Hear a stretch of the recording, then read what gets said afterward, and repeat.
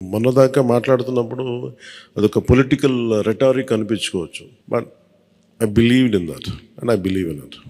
అంటే we have to bring back accountability and politics. జవాబుదారీతనం తిరిగి రాజకీయాల్లోకి తీసుకురావాలి.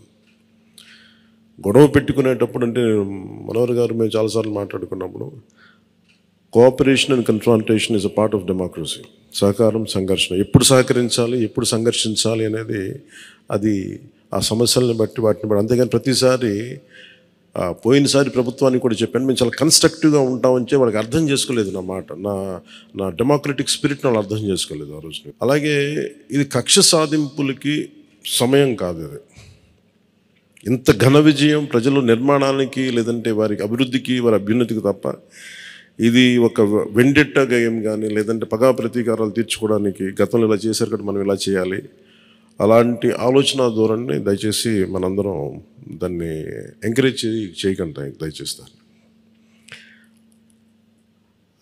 అలాగే చాలా చాలా క్షేత్రస్థాయిలో ప్రతి ఒక్కరూ అందుబాటులో ఉన్నాం నాతో సహా. ఈరోజున జాతీయ స్థాయిలో మరి మనం సాధించిన విజయాలు కూడా చెప్పుకోవాలి. చాలామంది పొలిటికల్ పార్టీ ప్రారంభించారు, మూసేశారు భారతదేశం మొత్తం మీద. ఈవెన్ ఫ్రమ్ పంజాబ్ నుంచి ఎవరు వచ్చి మాట్లాడుతున్నారు, వాళ్ళ అకాలీదళ్ ఫ్యాక్షన్ ఒకటి. మా నాన్నగారు స్టార్ట్ చేశారు, మేము స్టార్ట్ చేసి ఇనిషియేట్ చేసి ఆఫ్ చేసేసుకోవాల్సి వచ్చింది. మన ఎన్నికలకి మనం సాధించింది from a registered political party నుంచి రికగ్నైజ్డ్ పొలిటికల్ పార్టీ. రెండు నెవర్ బిఫోర్ ఇన్ భారత్ పోటీ చేసిన అన్ని స్థానాల్లో భారీ మెజారిటీలతోటి గెలుపొందటం 100% స్ట్రైకింగ్ రేట్, 100%. అంటే మన మీద ఎంత విశ్వసనీయత ఉంది, ఎంత విశ్వాసం ఉంది ప్రజలకి, ఎంత నమ్మారు,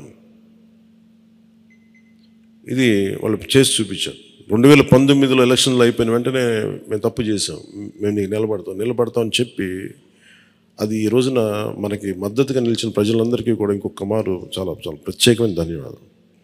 అలాగే 2 పార్లమెంట్లు కట్టాం.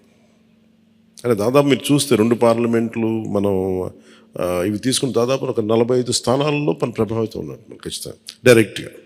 అలాగే మన టీడీపీ, మన ఎన్డీఏ కూటమిలో మిగతా పార్టీల విజయానికి కూడా మేము ఎంత బలంగా నిలబడ్డామో మీ అందరికీ తెలుస్తుంది. ఆ ఓట్ ట్రాన్స్ఫర్ ఎంత బాగా జరిగిందో.